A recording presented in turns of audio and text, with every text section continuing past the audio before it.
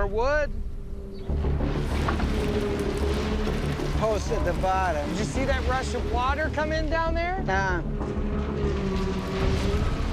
No, it's still coming in. Can you see that? No. Walk more over there. I'll grab your belt buckle or... Oh, yeah. You can see it squirting up like a geyser. Here, stand where I am. Oh, yeah. Yeah. It's freaking awesome. Marty, come look at this. After being alerted to the discovery of a potential flood tunnel in the uplands near Smith's Cove, possibly the same one identified by recent seismic imaging, Marty Lagina joins Craig Tester, Jack Begley, Gary Drayton, and Billy Gerhardt to inspect the site and continue the investigation. The water's squirting up from the bottom. You'll see it in the back corner. Oh, yeah. Do we know if it's fresh or salt? Don't know. Can't say we found the flood tunnel itself, but what I see and hear is a lot of water rushing in. And it appears to be rushing in from the uphole side, in other words, from the landward side. This, to me, is very impressive. Face is giving a little bit. Now you can see a crack up and through here. Yeah. Suddenly, Oh, wow, that whole edge is about to go. Oh, man. Yeah. Yep, let's go. Yep. This is all getting kind of dangerous. Yeah, this is not so. That was a big enough piece where that whole bridge could go. Yep. Yeah, we're getting out of here. It's not worth it. unfortunately for the team, the flood tunnel did what it was designed to do more than 2 centuries ago: frustrate the efforts of would-be treasure hunters to shut off the flow of water to the booby-trap system that guards the money pit. It's all caving in now. He's lost a ton of It's holes. off a ton. Do we need to see anything more there? I just think it's going to cave in too fast. I'd say put enough in there to make that stable. Yeah. All right, mate, let's reposition.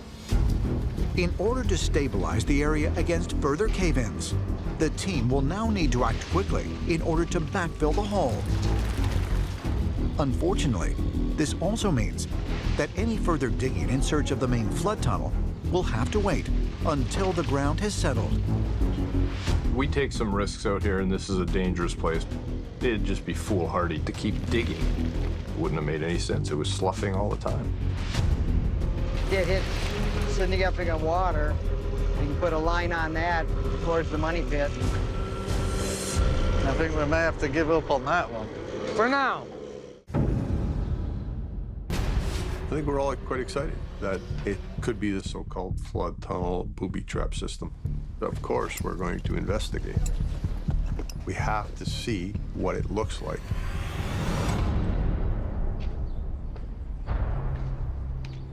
That's amazing. 2 things. I'm gonna look, but he's done. He's undermining right there. There's hardly anything left. That's not good. Where's your rock? Over in that corner? No, it was right. It was. It's right here, right? I heard you hitting on it. Yeah, I'm pretty sure it was a rock. I'll look. Well, you basically got a slit down below. There's wood on the left, your left, and it looks like a tunnel to me going that way. But it's probably 15 feet off bottom at least. Has the Oak Island team finally found the main flood tunnel? The one which searchers have been trying to locate and shut off for more than 2 centuries? This is obviously not very stable. Yep. I don't like the looks of it. All right, well, maybe we should try mounting the camera on the side of the bucket right now. I think that's a great idea. Can you rig that up, Scott? Yep. Just a minute, yeah. The problem with doing this the simple way, which with a long-reach excavator, is that we do not have a stable hole. I mean, if we had dug a big pit with stable sides, then we could go down and look at it. But it's not safe to do that. So we're going to lower a camera on the excavator arm itself. The object is to find out what's going on here. Tell me which way you want to go.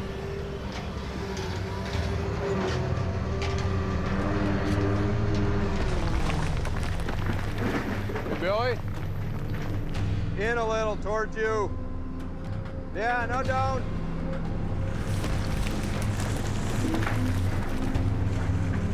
Still in the wall. He's got to go lower. Okay, down. Look at that. There's all kinds of wood everywhere. There is definitely structure on the left wall. Yep. It's got to go this way.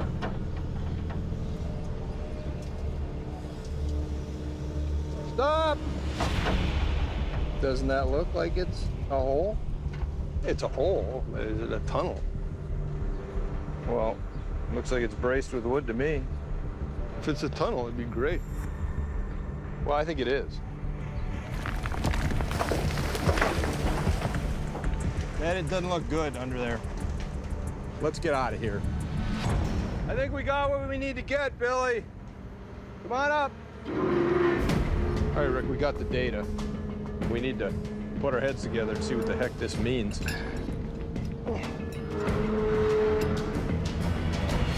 Let's convene in the war room and discuss all this. Okay. Pretty cool.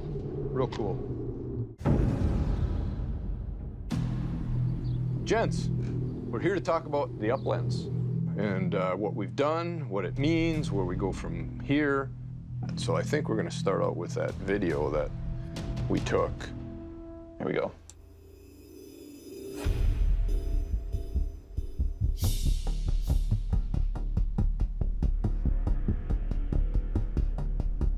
This is down 30 feet.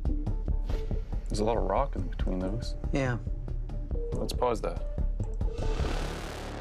Okay, so what are we looking at? What is that? Is it a tunnel that's been filled with rock? It could have been a collapsed tunnel or shaft. That's what it looks like to me. That's wood on either side. And you have this piece right here. It looks like a beam. I mean, you can see the wood at the bottom coming out, so I'd say it's probably shaft or tunnel. Wow. You see the You can see the double layer there. double wall. That looks like a tunnel to me. I mean, it goes in there. It seemed like you followed wood the whole way down. How thick are those boards? 2 inches plus? Yep. The ones on the right were, the ones on the left were a little bit narrower. The ones on the right were much more substantial. Which one? This one? No, to your upper right. Keep going. Here? Right there. Here, right, this one right there. What I've got tagged this year, we've got this little, you can see up on the screen, right here. You can see it lines up, calculated by Craig. Purely going off of the U-shaped structures, assuming that the U-shaped structure was put in there with a specific purpose. It looks more tunnel-like than shaft-like. Yeah, because it's just hard to picture that being a searcher effort, isn't it? What I'm getting at is the 1769s, which means that if it comes back old, it almost has to be original work. That's right. That's right.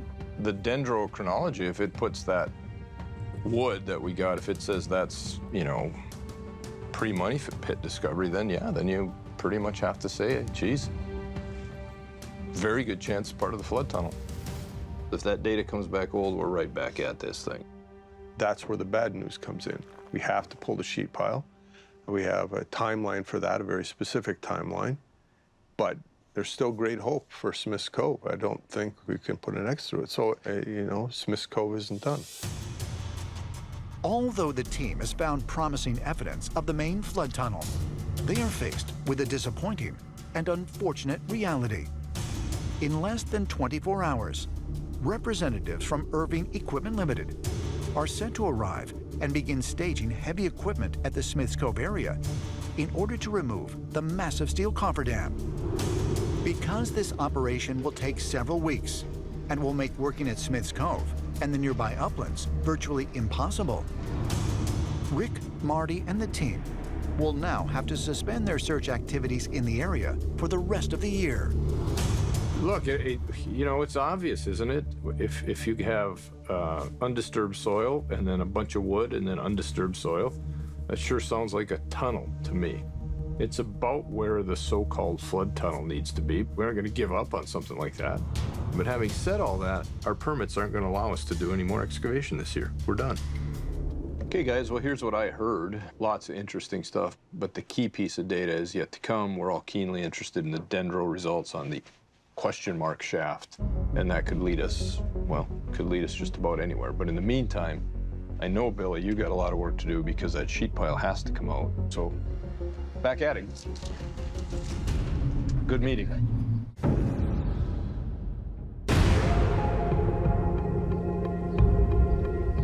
Guys have asked us to come here because this is kind of the crew that is planning the well drilling. And I would just like to make sure we're all on the same page. As a new day in the quest to solve a 229-year-old treasure mystery begins on Oak Island. Let's get these next holes decided. Brothers Rick and Marty Lagina, along with their partner, Craig Tester, are meeting with members of their team in the research center to discuss their current search operations in the legendary Money Pit area. I have been focused very much on these metals in the water. After our recent go-around with the scientists, they seemed to say that that had the most potential to be where the metals are coming from, wasn't it? Yeah. Yellow, that's Fred's sort of special area of interest, mainly because that's where we got persistent high copper, lead, zinc, and tin. And while their most recent tests have suggested that the treasure lies buried inside of a 2,500 square foot region known as the Pie, Dr. Michael believes that it is most likely hidden within a mere 30 by 15 foot oval-shaped area. We need a name for this golden circle, golden oval, golden ellipse. All of those are too difficult. Let's call it the golden egg from here on out, okay? Yep. And let's hope that that name is prophetic. We have the golden egg that most likely the metals are coming from. So we have to drill a bunch of wells in there, sufficient to evaluate it. So our first well, by the sounds of it, it's going to be EN13. So 13 is covering the baby blob and the golden egg. Yep, seems like a good idea. Yep. This is what we need to do. Okay, this is the year. Let's go back. We're looking for treasure. We're not going to find it in here. No, that's a good point, Scott. We're not. The following morning, it is an intense moment in the Money Pit area for Rick Lagina and members of the Oak Island team. We'll have a good look here now. While drilling borehole EN13 in the possible treasure zone dubbed the Golden Egg, What do you got, Adam? 99 feet. Thank you. evidence of a possible structure has been encountered at a depth of nearly 100 feet. How you doing? Good. Felt like you just caught something? Well, it was really soft at the top here. It felt like it anyway, and then got super It stiff. is a little soft. Let's carve it up. Most of the intersections at about this level get soft, but it gets relatively firm here, but no wood. And this is relatively soft material. We're in fertile territory. This looks pretty good, Mike. So we could be close to something. We're through that zone of interest, but that is suggesting something might be close. You could go back. I'd just move over here. Right, in the next hole, we're 5 feet away. So if there's something there, we should be able to find it in that hole. Any utility in grabbing a sample of the water for metal testing? I'd like to see Dr. Spooner take a sample. All right, good luck, guys. We'll see you later. Later that afternoon, Rick Lagina has arrived in the Money Pit area after being alerted to a potentially major development near the recently drilled borehole known as EN13 in the so-called Golden Egg, a borehole where 1 day ago, the team believes that they nearly drilled into a possible man-made structure approximately 100 feet underground. Right there, that's the drill hole EN13. And I just sampled FN13 in the yellow cone there, right under the yellow cone. Yep. And I was bailing it, and I thought there was thunder. It was boom, boom, boom. And it was coming out of the well. Really? You've never heard that underground before, eh? No. No, honest to God. It was really quite extraordinary. It went on for about 30 seconds. What do you make of that? My thought is that when they were drilling EN13 there, we know they were in soft ground, that they're near something. And now it's moving around, air within it. The implication being there's something open down there? Yes. This thing's collapsing. So to collapse, it means there has to be a void.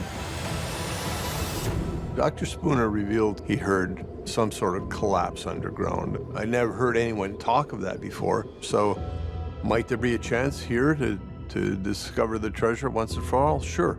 There's all of these clues that strongly suggest this area holds significant interest.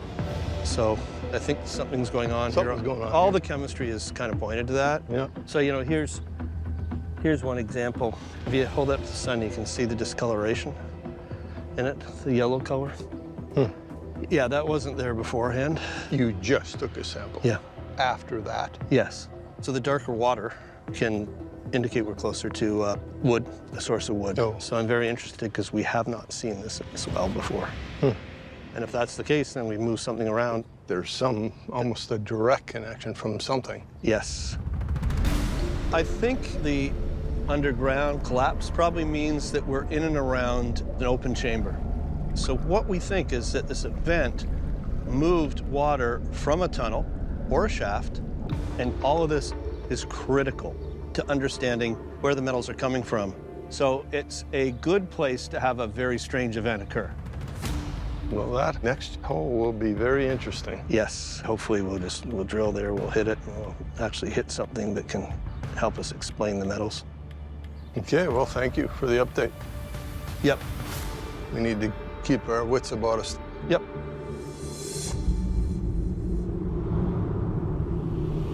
The next morning, following the discovery of another Roman coin, which the team believes may be connected to descendants of Vikings, Doug and Emiliano have a new and potentially important development to discuss. We learned that by 875 AD, the Norse had reached Iceland, and by 985 AD, they had reached Greenland. But what's more intriguing is the only known Viking settlement on the North American continent, the Alonso Meadows site in Newfoundland, was active in 1021 AD. Seems like that's our next destination. Located in modern-day Newfoundland, Canada, approximately 625 miles northeast of Oak Island, Alonso Meadows is a Viking settlement that was established more than 1,000 years ago and has been designated by the Canadian government as a National Historic Site. Today, it is the only officially recognized Viking settlement in North America. The descendants of Vikings are very important to understanding how an old world treasure might have come to Oak Island. I believe they were integral to the ability of someone or someones to come across the North Atlantic to the Maritimes and do this work on Oak Island. Are we going to bring the things that we suspect possibly could be related to the Vikings' descendants? We can certainly get permission to do that. What about the arrowhead? Absolutely. So when did they discover Alonso Meadows? In the 1960s. Yeah, okay, so if that one was hidden until 1960, why would it be the only one? Yeah. Well, this is another mystery, and this is why I think maybe, since we have found other things on the island of possible Scandinavian origin, this could be indications of prolonged activity by descendants of the Vikings or the Templars. Yeah. Maybe they came down from Alonso Meadows in Newfoundland to hide something, and I think that's what brought them to Oak Island. Yeah. If something happened in the 1200s here, it almost has to have a component of the Vikings' descendants. Based on everything we know right now, it almost has to. There weren't a lot of other people who knew about this place then. It's entirely possible that they could have brought the Knights Templar or anybody else to Oak Island for purposes of depositing something. So I want to just chase that. I think we should mount an expedition. I really do. I want to go this time. I totally agree. There's always something to learn. Yes. Yeah. You know, we just found another Roman coin on Lot 5. My suggestion would be go to Alonso Meadow and see what you can find. Absolutely. I can stay, hold on the fort here, I mean, we'll get a full lowdown of what happens there, and new perspective, new insight is always a big thing. Yeah, I'm in. I'm in. We will give you a full report. Right, guys? Yeah. Yes. Yes. Okay, let's go. I'm good. Let's make it happen. See you, gentlemen. Bon voyage.